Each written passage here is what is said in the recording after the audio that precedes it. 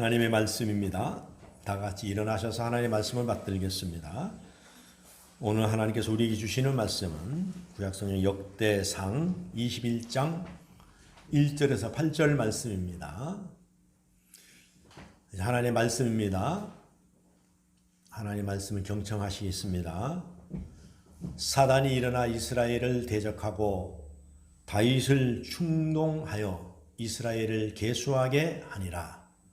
다윗이 요압과 백성의 지도자들에게 이르되 너희는 가서 브엘세바에서부터 단까지 이스라엘을 계수하고 돌아와 내게 보고하여 그 수요를 알게 하라 하니 요압이 이르되 여호와께서 그 백성을 지금보다 100배나 더하시기를 원하나이다. 내 주 왕이여 이 백성이 다 내 주의 종이 아니니까 내 주께서 어찌하여 이 일을 명령하시나이까 어찌하여 이스라엘에 범죄하게 하시나이까 하나 왕의 명령이 요압을 재촉한지라 드디어 요압이 떠나 이스라엘 땅에 두루 다닌 후에 예루살렘으로 돌아와 요압이 백성의 수요를 다윗에게 보고하니 이스라엘 중에 칼을 뺀 자가 110만 명이요 유다 중에 칼을 뺄 만한 자가 47만 명이라. 요압이 왕의 명령을 마땅치 않게 여겨 레위와 베냐민 사람은 계수하지 아니하였더라. 하나님이 이 일을 악하게 여기사 이스라엘을 치심해 다윗이 하나님께 이르되 내가 이 일을 행함으로 큰 죄를 범하였나이다. 이제 간구하옵나니 종의 죄를 용서하여 주옵소서. 내가 심히 미련하게 행하였나이다 하니라. 아멘. 다 같이 앉으시겠습니다. 하나님 아버지 감사합니다. 오늘 주시는 말씀을 통하여서 그 살아계신 하나님의 은혜가 우리의 삶에 묻어나게 하여 주시고 우리 심령에서 회개가 일어나게 도와주시고 하나님의 자녀로서 긍지와 자부심을 가지고 이 땅에 살아갈 수 있도록 은혜를 내려 주시옵소서. 말씀으로 오늘도 우리의 굳은 마음을 개간하여 주시옵소서. 부드럽게 하여 주시옵소서. 감사하옵고 예수님의 귀하신 이름으로 기도하옵나이다. 아멘.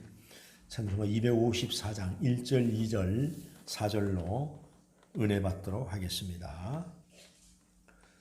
내 주의 보혈로 정하고 정하다 내 죄를 정케 하신 주 나로라 하신다. 내가 주께로 지금 왔으니 십자가의 보혈로 날 씻어주. 두 손을 가슴에 대고 약하고 주해도 주께로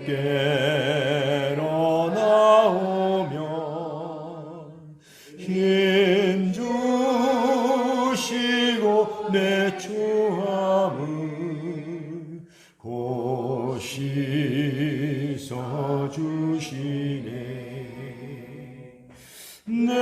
내가 주께로 지금 왔으니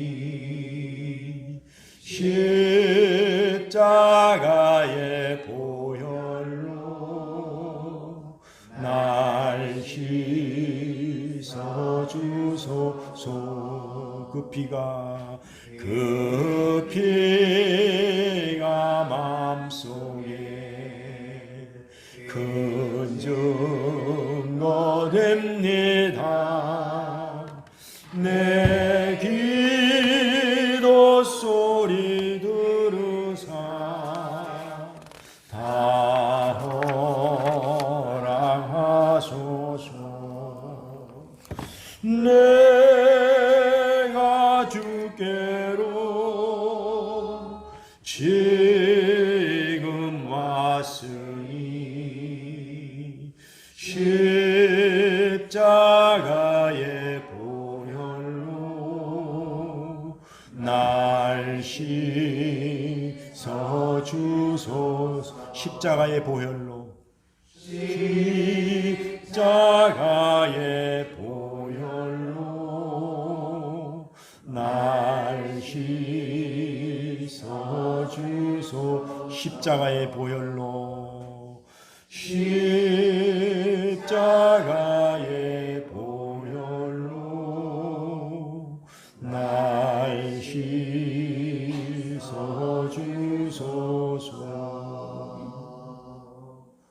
아멘. 인사합시다. 은혜 받읍시다. 하나님이 당신을 사랑합니다. 참 잘 오셨습니다. 아멘. 오늘은 심히 미련하게 행한 일이라는 제목을 가지고 우리 함께 은혜 받고자 합니다. 오늘 본문은 다윗 왕 시대에 있었던 인구조사입니다. 우리나라에도 인구 센서스가 5년 주기로도 한 번씩 하다 이제 10년 주기마다 한 번씩 실시가 됩니다. 한 국가를 운영하는 데에 인구조사와 같은 여러 가지 통계가 필수적입니다. 통계는. 센서란 어원이 과세하다에서 나온 것처럼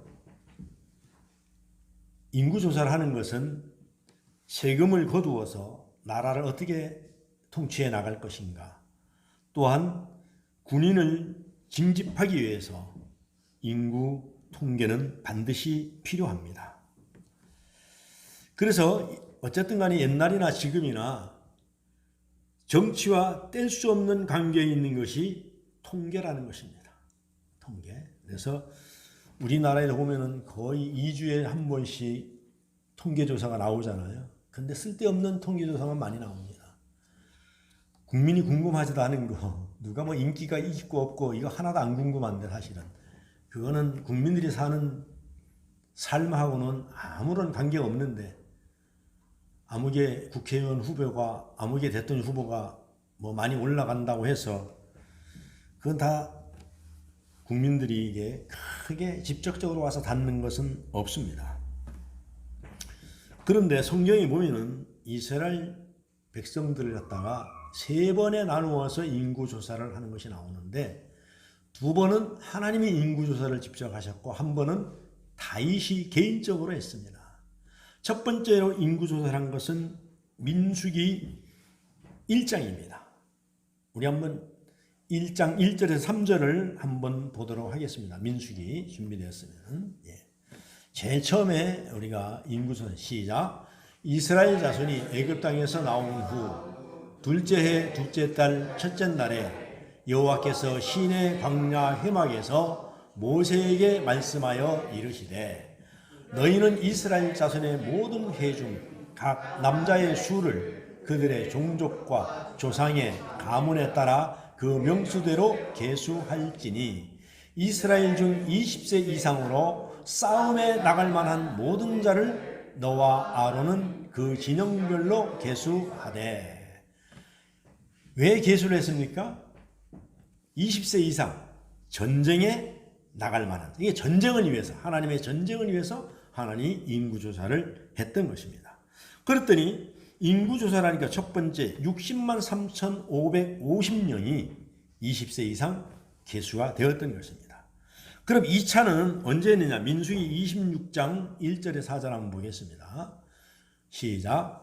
연병 후에 여호와께서 모세와 제사장 아론의 아들 엘르아살에게 말씀하여 이르시되, 이스라엘 자손의 온 회중의 총수를 그들의 조상의 가문을 따라 조사하되, 이스라엘 중에 20세 이상으로 능히 전쟁에 나갈 만한 모든 자를 계수하라 하시니, 모세와 제사장 엘르아살이 여리고 맞은편 요단가 모압 평지에서 그들에 전하여 이르되, 여호와께서 애굽 땅에서 나온 모세와 이스라엘 자손에게 명령하신 대로 너희는 20세 이상 된 자를 계수하라 하니라. 아멘. 그래서 두 번째 별로는 각 지파가 영토별로다가 영토를 나누어 주기 위해서, 그래서 전쟁에 나갈 만한 자라 했지만은 영토를 나누어 주기 위해서 두 번째 인구조사를 했습니다. 그런데 두 번째 인구조사에서 민수기 6장 52절에서 56절을 보면은 60만 1730명이 계수됐습니다. 그러니까 첫 번째 인구조사를 했을 때보다 약 1820명 정도가 줄어들었어요. 그건 아마 전쟁이나 많은 질병으로 인해서 인구가 줄어들지 않을까 한번 유추를 해봅니다. 그런데 이제 3차가 오늘 우리가 읽었던 이 인구조사입니다. 이 인구조사는 두 번은 하나님이 허락해서 인구조사를 하나님 명령에 따라서 했고, 오늘은 다윗이 인구조사는 그 목적은 이스라엘의 군사가 얼마나 많은가, 그걸 조사하기 위해서 다윗이 인구조사를 하는 것입니다. 그런데 인구조사를 하니까는 요압에게 명령을 내려서 요압이 반대를 합니다. 아니 왕이시여, 여기 지금 인구가 다 여기 있는 백성들이 다 왕의 것인데 뭐가 부족해서 그것을 합니까? 그리고 이것은 하나님이 싫어하는 일이고 하나님이 허락한 것도 아니고 하나님 제가도 안 떨어졌으니까 안 하는 게 좋겠습니다. 간언을 합니다. 그런데 다윗은 기분이 나쁜 겁니다. 내가 왕인데 내 명령을 듣지 않고, 그러니까 더 오기가 나서 가서 인구조사를 하라는 겁니다. 그래서 인구조사를 했는데 이스라엘 민족을 하니까 얼마입니까? 110만 명이 됐어요. 그 다음에 유다 민족을 다시 계수하니까는 47만 명이 됐습니다. 그래서 합계를 하니까 157만 명이 됐습니다. 그러니까 60만 1000명에서 1730명에서 엄청나게 많이 늘어난 것입니다. 엄청나게 많이 늘어난 거예요. 그래서 하나님께서는 다윗이 하나님을 의지하지 않고 자기의 병기, 자기의 군사력, 자기의 뛰어난 그 업적을 많은 사람들에게 의존을 하려고 했던 것을, 그것도 요압이 말이죠. 기분이 나빠가지고 가서 레위 지파와 베냐민 지파는 계수하지 않는 숫자입니다. 이게 계수하지 않았어요. 그래서 하나님이 굉장히 이것을 죄악시 여기는 것입니다. 그래서 성경을 잘 모르는 사람들은 인구조사를 한 것이 뭐 그렇게 큰 잘못이고 죄가 되느냐고 반문을 합니다. 그런데 출애굽기 30장 12절을 우리가 한번 보겠습니다. 하나님께서 모세에게 말씀하는 것. 시작. 내가 이스라엘 자손의 수요를 조사할 때에 조사받은 각 사람은 그들을 계수할 때에 자기의 생명의 속전을 여호와께 드릴지니 이는 그들을 계수할 때에 그들 중에 질병이 없게 하려 함이라. 여러분, 반드시 하나님의 일은 여러분 하나님의 은혜라 하지만요, 하나님께서는 대가를 받습니다.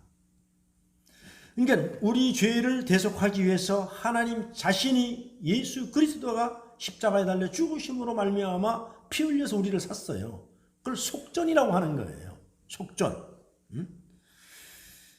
그러니까 인구조사가 도대체 왜 죄가 되느냐? 우리는 민수기 1장에서 하나님께서 모세를 지켜 출애굽한 이스라엘 인구를 조사하신 것을 보면은 속전, 인구를 갖다가 세는 데에 그 속전의 금액을 내지 않았다는 것입니다. 하나님이 허락하지 않았다는 거예요.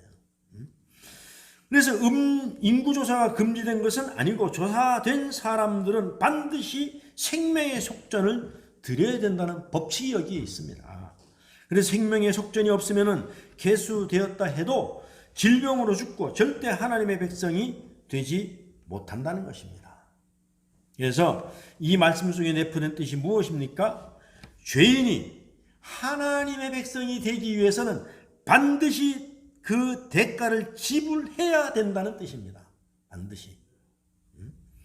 그리고 그 속전에 의미하는 것이 무엇입니까? 디모데전서 2장 6절을 한번 보겠습니다. 디모데전서 신약성경 시작. 그가 모든 사람을 위하여 자기를 대속물로 주셨으니 기약이 이르러 주신 증거니라. 그가 누굽니까? 예수님이잖아요. 우리의 죄를 위해서 다 속전을 냈어요. 그렇기 때문에 마귀가 우리를 어떻게 하지 못하는 거예요. 그래서 누구든지 주의 이름을 부르고 구원받은 자는 마귀가 어떻게 하지 못하는 거예요. 그래서 마귀가 가지고 놀고 제일 좋은 사람 누굽니까? 세상 사람들이잖아요. 술 먹고 띵깡거리고 놀고 그런 사람들이에요. 그래서 이스라엘이 하나님의 백성이 되기 위해서 반드시 드려야 했던 속전은 바로 예수님을 상징하는 거예요.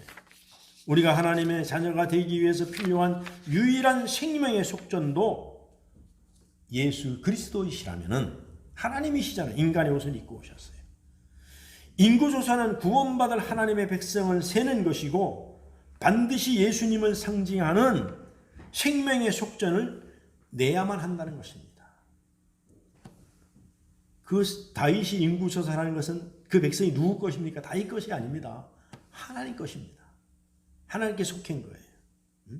즉 모든 질병은 하나님께서 손해보지 않아요. 하나님은 반드시 죄를 졌으면 그 죄를 사해 주시되 그냥 넘어가지 않는다는 이야기입니다. 반드시 대가를 치러야 돼요. 대가를 치러야 됩니다. 우리가 사고를 내잖아요. 죄를 지잖아요. 그럼 내가 돈을 물어줬다고 끝나는 게 아닙니다. 그거는 보상해 주는 거고 죄의 대가는 형무소 가서 받아야 돼요. 감옥살이 해야 됩니다. 똑같은 거예요. 우리가 죄를 졌어도 그냥 넘어가는 법이 없어요. 우리 하나님 반드시 그 대가를 주십니다. 근데 그 대가는 물질의 손해가 올 수도 있고 어떤 인간관계에 정말로 그 인생의 막대기를 붙여줄 수도 있고 질병을 통해서도 올 수도 있어요. 그래서 우리는 빨리 깨달아야 돼요. 하나님은요 어떻게 보면 하나님 있는 사람께 돈을 달라는 게 아닙니다. 성경에 보면 과부의 두렙돈 이런 생도의 밀가루 우리가 보면 아유 하나님 째째하게 말이죠. 어떻게 그런 걸 달라 합니까? 오늘 뭐 합니까? 그러니까 오늘 나뭇가지를 주워서 오늘 밀가루 한 움큼 있는데 이거 먹고 우리가 죽을라 한다. 그래? 그거 나한테 가져와라. 그리고 하나의 문제를 믿음으로 나오는 자에게 해결해 주는 줄로 믿습니다. 할렐루야. 그리고 여러분 반드시 속전을 드려야 돼요. 회개한다고 끝나는 게 아닙니다. 그런데 계수되어진 그들에게 생명의 속전이 지금 없다는 것입니다. 하나님께서는. 당연히 경고되어진 대로 백성들은 질병으로 죽을 수밖에 없게 되었습니다. 그래서 그 뒤에 가보면 나중에 또 설교하겠습니다만은 다음 기회가 되면 하나님께서 다윗에게 뭐라고 얘기합니까? 자, 333 작전 333 너의 죄를 진 것은 내가 용서해 줬는데 너는 반드시 대가를 치러야 된다. 대가를 내야 되는데 3년 가뭄 3개월 전쟁 3일 오녀 택하라 이겁니다. 택한 거예요. 그런데 다윗이 지혜롭게 우리가 볼 때는 3일이 짧아서 택한 것 같지만 아닙니다. 그 3일을 하나님께 의탁하고 하나님의 자비하심과 하나님의 긍휼하심을 믿었기 때문에 하나님의 은혜를 입었던 내가 잠시 잊어버리고 죄를 졌지만은 하나님은 자비로우신 하나님을 알았기 때문에 3인 온역을 택했어요. 그래서 몇 명이 죽습니까? 7만 명이 죽습니다. 죄는 다윗이 졌는데 왜 다른 사람이 죽어요? 여러분 우리가 이 세상을 살아가는데 이해 못할 일이 굉장히 많습니다. 아니 죄는 다른 사람이 졌는데 보상은 다른 사람이 한다니까요. 그래서 하나님 다 반드시 받는 거예요. 그런데 우리가 이 하나님의 은혜를 받고 살아가면서도 하나님의 은혜를 모르고 살아갈 때가 많아요. 모르고 살아갈 때. 그러니까는 다윗이 지금까지 하나님의 은혜로 하나님을 의지하고 하나님의 방법대로 살아왔는데 잠시 교만에 빠져가지고 잊어버리고 살았던 대가가 엄청난 거예요. 이것이 다윗의 인구조사가 왜 잘못되었는지를 알려주는 이유입니다. 이런 이야기가 있어요. 어떤 거지에게 어떤 신사가 볼 때마다 선행을 베푸는 한 신사가 있었습니다. 그런데 어느 날 거지가 그 신사를 향해서 불평하기 시작합니다. 뭐라고 얘기하면 당신은 어떻게 해서 재작년에 나를 볼 때마다 10,000원씩 주더니만은 작년에는 5,000원 주더니 왜 올해는 1,000원밖에 안 줍니까? 그랬더니 이 신사가 그래요. 재작년에는 혼자 해서 내가 10,000원씩 줄 수 있었지만은 작년에는 결혼해가지고 5,000원밖에 못 줬는데 올해는 내가 자식을 낳아가지고 1,000원밖에 못 준다 그랬습니다. 그랬더니 그 거지가 하는 말이 뭡니까? 그러면 내 돈으로 당신 처자식을 먹여 살린단 말입니까? 이게 오늘날의 국민들의 의식화된 계산법입니다. 여러분, 마귀는요, 국민들이 이것을 잘 파고 들어옵니다. 여러분들이 국민 정치하는 사람은 여러분이 영안이 열려야 되는 거예요. 무상급식, 무상, 그게 정말로 무상입니까? 아닙니다. 세금으로 하는 거예요. 여러분들이 낸 세금으로 하는 거예요. 무상은 없습니다. 하나님께서는 그거예요. 절대로 공짜가 없어요. 하나님께서는요. 공짜가 없습니다. 그런데 교묘하게 바꾸는 거예요. 무상으로다가. 아닙니다. 여러분, 빚을 다 지는 거예요. 여러분들이 다 빚 지는 거예요. 여러분 30만 원, 50만 원 받아먹고 지금 얼마나 여러분 우리가 물어냈는지 압니까? 1년에 몇백만 원씩 물어내요. 우리나라 빚이 지금 1분에 1억 3천만 원씩 빚이 늘어난답니다. 이거 누가 다 갚을 겁니까? 정신 차려야 됩니다. 그래, 무상 준다고 해서 절대로 받아보면 안 돼요. 반대해야 됩니다. 피땀 흘려서 우리가 세금 내고 우리가 열심히 자녀들 교육하고 살아야 됩니다. 공짜 좋아하면은 7만 명 아니라 7천만 명도 다 죽을 수 있어요. 우리가요. 공짜 좋아하면요. 이 오늘날의 국민의 의식화된 계산법이라는 겁니다. 계산법. 마귀는 이것을 노립니다. 감사한 일이 반복되면 감사는 사라지고 오히려 그 속에 불평이 자리를 잡는다는 것입니다. 거지에게 그 신사는 어떤 시기든지 감사해야 됩니다. 그런데 주는 돈이 줄어든다는 이유로 불평을 하게 된다는 거예요. 그래서 동사무소가 약간 그 슬럼프화되어 있는 지역의 동사무소 직원들이 안 가려 한다잖아요. 너무 사람들이 몰려와서 매일 막 그냥 막 달라리고 막 소리 질러 그러니까요. 오늘 우리가 이 이야기 속에 나오는 거지처럼 살고 있다는 것입니다. 매일매일 우리는 하나님의 은혜 속에 살고 있지만 감사를 잃어버리고 살아가고 있어요. 우리의 감사는 늘 숫자의 크기에 따라서 감사가 달라진다는 이야기입니다. 그래서 우리가 속아 넘어갑니다. 왜 지난 정부에는 50만 원 줬는데 이번 정부에는 30만 원 주느냐. 그래서 박근혜 씨가 제일 인기가 떨어진 게 뭡니까? 노인 연금 주겠다 해놓고 그거 없앤 거예요. 와서 보니까 곳간을 열어보니까 못 주겠다는 이야기입니다. 그래서 국민의 충분한 이해를 받고 해야 되는데 동의 없이 하니까 사람들은 주다가 안 주면요. 왜 작년에는 아무개 대통령은 줬는데 니는 안 주느냐 그러거든요. 전기세, 수도세가 감당을 못하게 올라갔어요. 가정집하고 큰 기업하고는 하늘과 땅 차이가 납니다. 우리는 거의 배가 올랐어요. 요양원에요. 배가. 뭐 가스비 한 90만 원, 150만 원 나오더니 거의 300만 원 나옵니다. 지금 한 달에. 그럼 가만히 앉아서 한 달에 150만 원 날라가면은 1년이면은 1,800만 원 더 들어가요. 가스비만요. 그러니까 공장 같은 데는 경쟁력이 뚝뚝 떨어지는 거예요. 왜냐하면 몇 억씩 차이 나니까요. 그래서 우리는 늘 숫자에 속아 넘어가는 거예요. 그거 절대로 속아 넘어가지 마세요. 오히려 부모가 자식을 사랑할수록 매를 대잖아요. 자식을 방치하는 건 뭡니까? 귀찮아서 돈 줘서 내보내는 거예요. 그냥 너 나가 놀다고. 그건 자식 다 비리는 겁니다. 그래서 작은 숫자에도 감사할 수 있는 저와 여러분이 되시기를 주의 이름으로 축원합니다. 그래서 오늘 숫자로 인해서 크게 실수한 다윗의 후에 자기가 뭐라 합니까? 8절에 오니까 내가 너무 미련해가지고 내가 미련해서 죄를 저질렀습니다. 라는 회개가 있는 것입니다. 오늘 본문 1절에서 2절 한번 보겠습니다.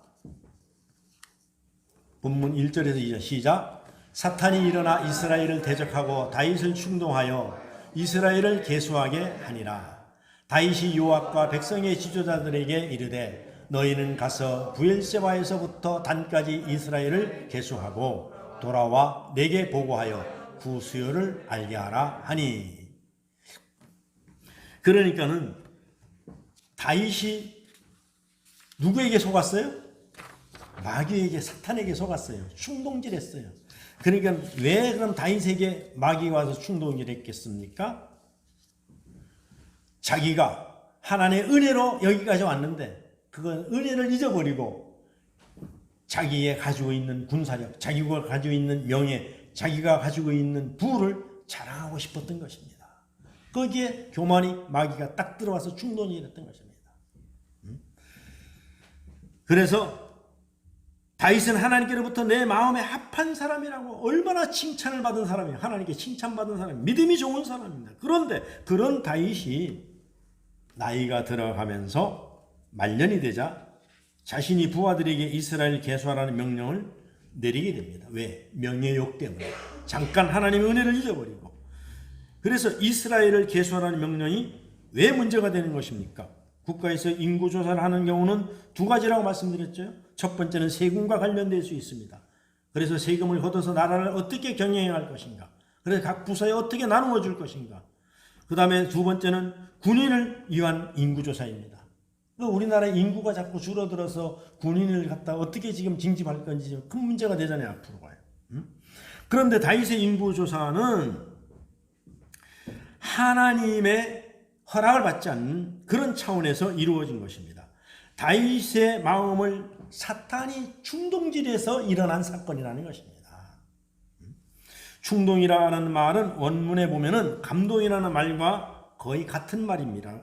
그러나 어떤 경우에는 충동으로, 어떤 경우에는 감동으로 사용합니다. 그렇습니다. 감동은 하나님이 우리에게 은혜를 줄 때에 나오는 것이 감동입니다. 그러나 사탄이 그 마음을 조정하면 그 감동이 아니라 충동질로 변한다는 것입니다. 여러분, 충동질은 뭡니까? 내가 확신이 없는데 옆 사람이 와서 자꾸 펌프질 한다 그러잖아요. 야, 아무개가 있잖아. 주식을 샀는데 엄청나게 돈을 벌었대. 요새는 막 주식 사는 것보다 돈 남는데, 그러니까 너 빚을 내. 은행에 가서 빚 내가지고 막 사. 충동질 하는 거예요. 그래갖고 샀는데 나중에 다 망하잖아요. 그것이 충동이에요.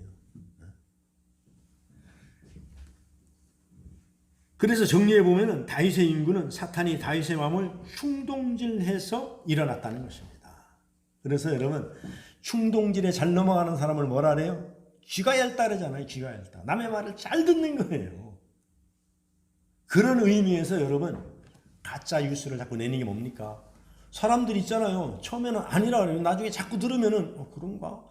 옆 사람이 와서 내가 보니까 뭐 그렇다던데 이렇게 하고, 또 한 사람이 한참 있다 와더니 그거 진짜라는데? 그 나중에 기정사실화 되는 거예요. 그래서 가짜 뉴스를 왜 퍼뜨리냐면은 일단은 나중에 아니라고 하더라도 일단 국민의 30%가 진짜로 다 믿는다는 이야기입니다. 성공하는 거예요. 교회도 마찬가지입니다. 카더라. 그런 문제가 되는 겁니다. 그래서 다윗이 나이가 들면서 상실감이 아마 컸을 거예요.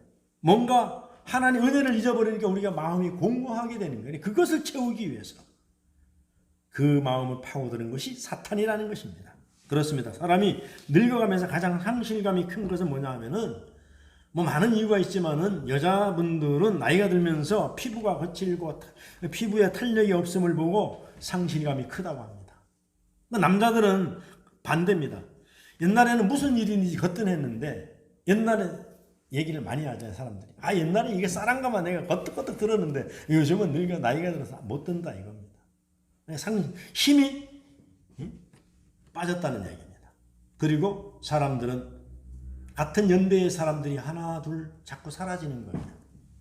하늘나라 가는 겁니다. 그럴 때 상실감이 커지는 거예요. 그리고 갑자기 일이 끊겼을 때에 상실감이 오는 거예요. 그리고 요즘은 자녀들이 부모를 알아주지 않을 때에 상실감이 이렇게 큰 거예요. 그러니까 사탄은 정말로 교묘합니다. 이 젊은이들 파고들어서 요즘은 개인주의고, 누가 말이지 뭐 자식들 사는데 부모가 관여하느냐 했었고 말이죠. 아주 엉뚱한 얘기들을 하는 거예요. 그 뉴스 나올 때마다 맨 연속극을 봤단 말이에요. 부모 말 안 듣고 이런 얘기. 그거 텔레비에서 한 10년만 말이죠. 정말로 그 좋은 것만 내보내면 국민들이 다 그렇게 변합니다. 맨날 싸우고 막 그 인기 올리려고 말이죠. 시청률 높이려고 국민들은 아랑곳 없어요. 그것이 뭐냐? 사탄이 다 충동질하는 거예요. 그래서 다윗이 나이가 들면서 하나님의 은혜를 잊고 자기의 능력을 과시하고 싶은 교만이 충동질했던 것입니다. 다윗 왕은 힘을 키웠고 이스라엘은 강해졌습니다. 이로 인해서 백성들의 마음도 높아졌고 다윗 역시 인구가 얼마나 늘었는지 궁금했던 것입니다. 궁금했던 것이에요. 자신이 얼마나 강력한 나라를 만들었는지 한번 확인해보고 싶은 그런 교만이 들어왔던 거예요. 마음이 높아진 다윗은 율법에 규정된 규칙을 어기고 자기 생각대로 해버렸습니다. 즉 다윗의 마음에 사탄이 충동질로 인구조사를 했던 것입니다. 다윗이 선한 마음이 아니라 교만한 마음으로 했습니다. 7절을 보면 하나님이 이를 악하게 여겼다 그랬습니다. 악하게 여겼다. 오늘 본문 7절에 보면 그렇습니다. 다윗의 인구조사는 하나님이 악하게 여길 정도입니다. 7절 한번 읽어보시죠. 시작. 하나님이 이 일을 악하게 여기사 이스라엘을 치시네. 악하게 여긴 거예요. 하나님이 여러분 악하게 여기면 당할 자가 없습니다. 반대로 하나님이 여러분들을 은혜를 베푸시면 막을 자가 없습니다. 그 오는 은혜를 어떻게 우리가 밀어낼 수가 있습니까? 하나님 주시는 것을. 온전한 하나님을 의지하는 마음이 상실되어진 것이 악한 거예요. 그래서 5절에 보면 요압은 인구조사를 하고 와서 칼을 뺄 만한 자가 110만 명, 유다 중에서 47만 명이라고 보고하는, 그러니 얼마나 정말로 깜짝 놀랐겠습니까, 자기도. 두 번째 인구조사했을 때 60만 1735명밖에 안 됐는데 나중에 157만 명이나 되니까 깜짝 놀랄 일 아닙니까? 얼마나 마음이 뿌듯했겠습니까? 얼마나 자기가 대견스러웠겠습니까? 그런데 하나님의 놀라운 충격적인 경고가 날아오는 거예요. 그 뒤를 쭉 읽어보면요. 그래서 성경에는 그랬잖아요. 섰는가 하면은 넘어질까 조심해라. 섰는가 하면은. 사랑하는 우리 삼강의 성도 여러분, 우리가 인생을 살아가면서 신앙생활을 하면서 철저하게 지켜야 할 것이 있다면 그것은 오직 하나님만 의지하는 것입니다. 사람은 의지하거나 숫자를 의지하지 말라고 하십니다. 숫자의 크기와 인생의 행복은 절대로 비례하지 않습니다. 또 우리의 삶의 승리도 숫자와 아무런 별 상관이 없습니다. 그래서 사사기 7장에 보면 유명한 기드온이 나오잖아요. 기드온에서 7장에 보면은 기드온이 미디안 사람들의 전장을 일으킬 때에 군사를 모집하는데 2만 명이 오잖아요. 근데 하나님 2만 명이 너무 많다고 다 돌려보내고 10,000명을 남겨놓습니다. 이제는 좀 10,000명 정도는 가지고 싸울 수 있겠다 했는데 하나님께서 다 돌려보내고 300명만 남겨놓습니다. 300명으로 전쟁에 대승을 거둡니다. 이게 하나님의 방법이에요. 하나님을 의지하면 되는 것입니다. 그것은 뭡니까? 오직 그런 세상의 현상에 의지하지 말고 보이지 않는 하나님, 살아계신 하나님을 믿으라니, 의지하라는 이야기입니다. 그런가 하면 우리가 열왕기상 18장에 보면은 엘리야 선지자 혼자서 850명의 바알과 아세라 선지자를 다 물리치는 광경이 나오잖아요. 얼마나 놀라운 사건입니까? 숫자를 의지하고 숫자를 생각하다 보면은 잃어버리게 되는 것이 하나 있습니다. 바로 하나님을 의존하는 것을 우리가 잃어버리는 거예요. 우리가 하나님만 온전히 의지하는데 방해가 되는 것이 바로 뭐냐 하면은 숫자를 바라보는 거예요. 숫자를 바라보는 거예요. 사랑하는 우리 삼강의 성도 여러분, 하나님을 의지하시기를 주의 이름으로 축원합니다. 숫자가 생각이 나실 때 그 숫자 위에 계신 하나님을 생각하고 하나님이 주시는 축복을 감사하며 살아가는 성도들이 되시기를 주의 이름으로 축원합니다. 그 다음에 두 번째로 3절에서 8절 말씀을 한번 읽어보겠습니다. 오늘 본문 말씀 3절에서 8절 시작. 요압이 아뢰되 여호와께서 그 백성을 지금보다 100배나 더하시기를 원하나이다. 내 주 왕이여, 이 백성이 내 주의 종이 아니나이까? 내 주께서 어찌하여 이 일을 명령하시나이까? 어찌하여 이스라엘이 범죄하게 하시나이까? 하나 왕의 명령이 요압을 재촉한지라. 드디어 요압이 떠나 이스라엘 땅에 두루 다닌 후에 예루살렘으로 돌아와 요압이 백성의 수요를 다윗에게 보고하니 이스라엘 백성 중에 칼을 뺄 만한 자가 110만 명이요 유다 중에 칼을 뺄 만한 자가 47만 명이라. 요압이 왕의 명령을 마땅치 않게 여겨 레위와 베냐민 사람은 계수하지 아니하였더라. 그러니까는 요압은 충심이었습니다. 그래서 하나님의 뜻을 알 수 있었어요. 그런데 다윗이 왜 교만했습니까? 요압은 다윗과의 친구였습니다. 그런데 군신 관계가 되었어요. 그래서 요압은 그렇다면 왜 다윗은 요압의 충고를 받아들이지 않았냐면, 첫째로 다윗은 하나님의 은혜를 잊고 자기 명예와 권력을 확인하고 싶은 교만으로 가득 차서 사탄의 충동질에 넘어갔던 것입니다. 둘째로는 다윗과 요압은 매우 친한 친구 사이입니다. 요압은 다윗의 초대 군대 장관을 하면서 다윗에게 충성심을 보인 사람입니다. 그 어떤 반란에도 요압은 흔들림 없이 다윗을 지켰던 그런 인물입니다. 친구이면서 장군입니다. 그런데 요압은 다윗에게 두 가지 실수를 했던 적이 있어요. 이것을 다윗은 생각을 하고 있는 것입니다. 그 실수가 뭐냐면, 첫 번째는 사울 왕을 죽이지 말고 데리고 오라는 다윗의 명령을 어기고 사울 왕을 죽인 것입니다. 두 번째는 다윗의 아들 압살롬을 죽이지 말라고 말했는데 압살롬을 죽였습니다. 이 모두를 요압이 다 판단해서 했습니다. 그러니까는 요압의 말을 할 때마다 의심이 자꾸 가는 것입니다. 저 요압의 진심이 어디 있는지 의심이 가는 거예요. 그래서 그 의심이 다윗의 눈과 마음을 가려가지고 하나님의 말씀을 못 듣게 했던 것입니다. 그래서 여러분, 평소에 우리에게 잘못하고 안 좋게 하던 사람이라도 바른 소리를 할 때는 그 사람의 옛날에 했던 행동과 현상을 보지 말고 그 마음 진리를 바라보시기를 주의 이름으로 축복합니다. 그것을 우리가 볼 수 있는 믿음의 눈이 열려야 돼요. 저게 하나님의 말씀인가? 저게 요압의 말인가? 그것을 판단할 수 있는 해안이 있어야 된다는 얘기입니다. 할렐루야. 그러니까는 옛날에 자기 말을 안 들었던 것에 가로막혀가지고 요압의 충고를 듣지 못했던 것입니다. 어쩌면 하나님이 요압을 시켜서 다윗을 멈추게 하실 생각이 있었던지도 몰라요. 그런 생각이 있었지도 모릅니다. 그런데 다윗은 멈추지 않았습니다. 하나님의 진실된 마음을, 요압의 속에 있는 그 하나님의 마음을 보지 못했던 것입니다. 그래서 충고를 들 때 우리 자주 하는 습관은 또는 실수가 있습니다. 우리는 충고하는 사람만 바라봅니다. 그 사람의 과거를 바라봅니다. 그 사람의 좋지 않은 것을 바라봅니다. 그 사람의 좋지 않은 습관과 관습을 바라봅니다. 그리고 그 충고의 무게를 판단하는데 안 좋은 쪽으로 판단해버리고 맙니다.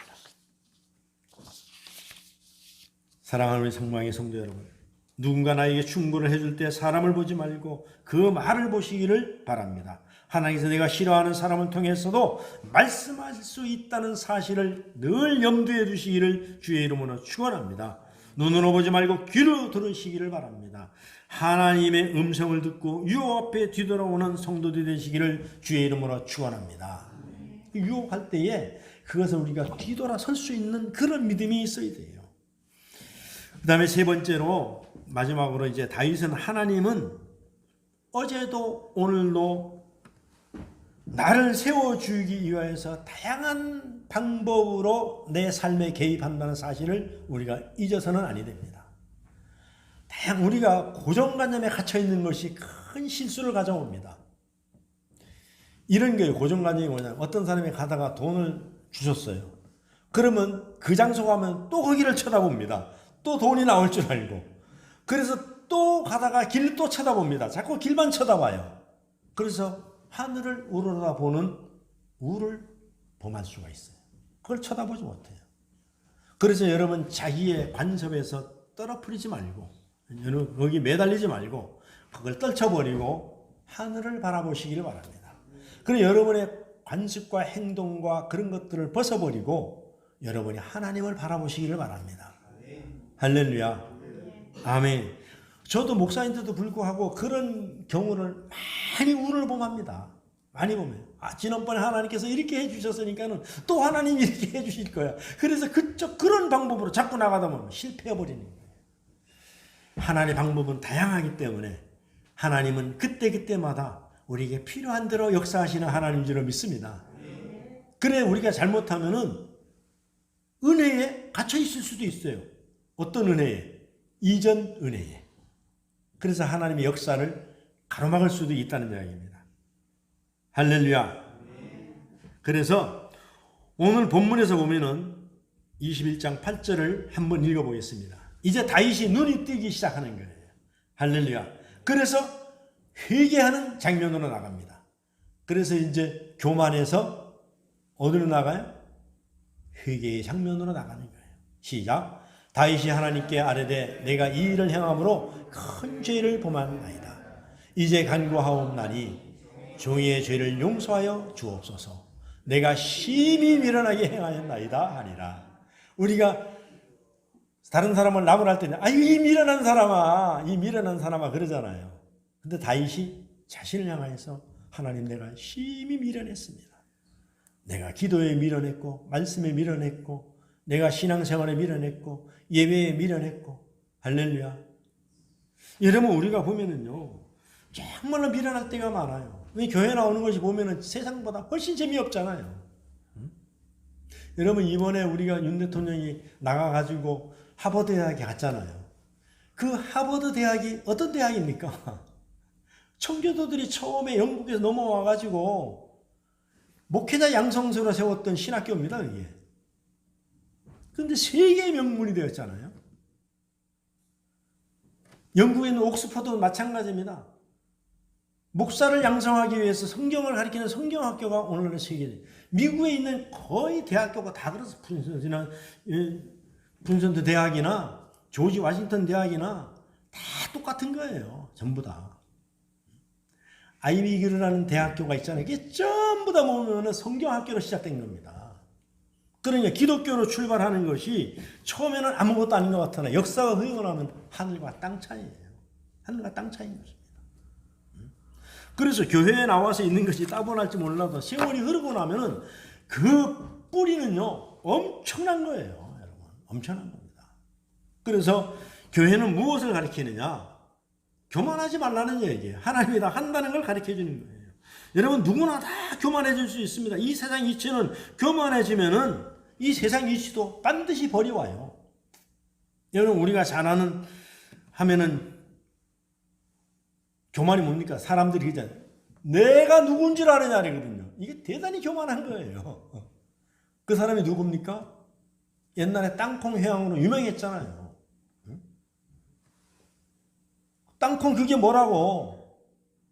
조그만한 교만인데 엄청난 대가를 치렀어요. 마귀는 그렇게 딱 파고 들어오거든요. 옛날에 노무현 대통령 시절에 박연차라는 사람 잘 알 겁니다. 그 비행기 타고서 내가 누군지 아느냐. 그래가지고 술 먹고 행패부려서 지금까지 꼬리가 다니잖아요. 여러분 내가 누군지 아느냐. 뭔데 네가.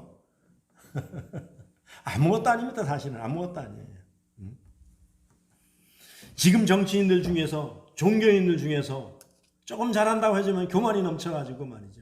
내가 누군 줄 아느냐. 어떤 목사는 너무 교만해가지고 말이죠. 하나님 까불면 죽인다고 말이죠. 그 교만해서 그런 거예요. 근데 회개하면 돼요. 다윗이 회개하면은 살아나는 거예요. 회개하면 살아나는 겁니다. 너무 교만해서 그런 거예요. 그게 뭐냐면은 내가 누군 줄 아느냐부터 시작하는 거예요. 하나님은 우리에게 요구합니다. 네가 누구냐? 너는 죄인이라는 것입니다. 죄인이라는 것입니다. 우리를 세우는 세 가지 선택이라는 것을 소개하면서 말씀을 마치겠습니다. 미국 새들백교회 릭 워렌 목사님은 잘못된 인생의 습관으로 죄를 짓는 사람들을 위한 설교에서 세 가지 선택을 우리에게 강조했습니다. 첫 번째로 진리로 나의 마음을 키우겠다는 선택을 하라는 것입니다. 진리로. 진리는 뭡니까? 말씀으로 나를 키우라는 얘기입니다. 우리가 몸을 키우는 것은 음식이 필요하듯이 우리의 마음을 키우는 것은 하나님의 말씀의 양분이 들어가야 된다는 거예요. 할렐루야. 네? 그래서 하나님의 말씀이 부족할 때 나의 마음은 진리의 편에 서지 못하고 자꾸 넘어지게 된다는 것입니다. 둘째로 부정적인 생각으로부터 나의 마음을 지키겠다는 것을 선택하라는 거예요. 그러니까 사람들은 부정적인 말을 자꾸 하는 사람을 친구로도 사귀지 마세요. 저도 옛날에 젊었을 때 그런 경향이 많았어요. 근데 사람들이 그걸 무엇로 포장하느냐면 내가 정의로 포장하거든요. 나는 비방해도 괜찮고 나는 불평해도 괜찮다고 생각하거든요. 우리가 정치권에서 보잖아요. 야당 여당이 보면 서로 삿대질을 못한다래요. 근데 자기들이 정권 잡으면 또 똑같아요. 막 못한다고. 근데 보면은 국민들은 알아요. 누가 잘하고 누가 못하는지. 잘하고 못하고 차이는 똑같은 것 같은데 자세히 보면은 종이장 하나 차이입니다. 근데 그 종이장 하나 차이가 엄청난 역사를 가져온다는 걸 알아야 돼요. 그래서 똑같은 것 같지만 틀린다. 독약과 영양제는 비슷합니다. 놓고 보면은. 근데 중요한 것은 뭐냐면 먹으면은 건강해지고 먹으면 죽는다는 이야기입니다. 그걸 우리가 잘 봐야 돼요. 그래서 육신의 일을 따르는 사람은 육신의 일을 하듯이 부정적인 것과 죄를 생각하는 사람은 그 일을 따라가게 됩니다. 그래서 사람은 생각을 무엇을 하느냐 굉장히 중요한 거예요. 하루 종일 하나님만 생각하는 사람은 하나님의 은혜를 못 잊게 돼 있고 하루 종일 내가 저것을 내가 훔쳐야 되겠다고 생각하는 사람은 반드시 그걸 훔칩니다. 근데 대가는 다릅니다. 언젠가는 경찰이 잡으러 옵니다. 어디서 터져도 터집니다. 근데 하나님의 은혜를 말씀을 사모했던 사람은 하늘로부터 하나님의 상급이 주어지는 줄 믿습니다. 할렐루야. 그래서 셋째로 나의 마음의 초점을 옳은 일에 맞추겠다는 선택을 해야 됩니다. 옳은 일에. 그래서 우리가 이게 옳은 일인가 나쁜 일인가 그 선택을 잘할 수 있는 해안이 열려야 돼요. 그래서 예수님을 기억하고 주님이 하신 일을 기억할 때 우리 삶에서 선택해야 할 옳은 방향이 무엇인지 조금의 변명도 없이 분명히 깨달을 수 있어야 된다는 것입니다. 우리를 무너지게 하려는 사탄의 충동을 과감히 거절을 하고 우리를 세워주는 하나님의 개입을 환영하는 그런 선택을 할 수 있어야 된다는 것입니다. 그래서 우리가 이런 좋은 선택을 하여 나를 이겨야 돼요. 그리고 세상을 이기고 승리하여 이 땅에 사는 날 동안에 주님의 은혜로 복을 받아 누리시는 저와 여러분이 되시기를 부탁드리며 축원합니다. 기도하겠습니다. 참으로 좋으신 아버지 하나님 감사합니다. 영광을 돌립니다. 오늘 말씀을 통하여서 우리가 이 땅에 살아가는 원동력이 되게 하여 주시고 우리가 하나님 진리 가운데서는 양분이 되게 하여 주시옵소서. 살아계신 하나님 말씀 우리의 심령을 다스려 주시옵소서. 감사하고 예수님의 귀하신 이름으로 기도하옵나이다. 아멘.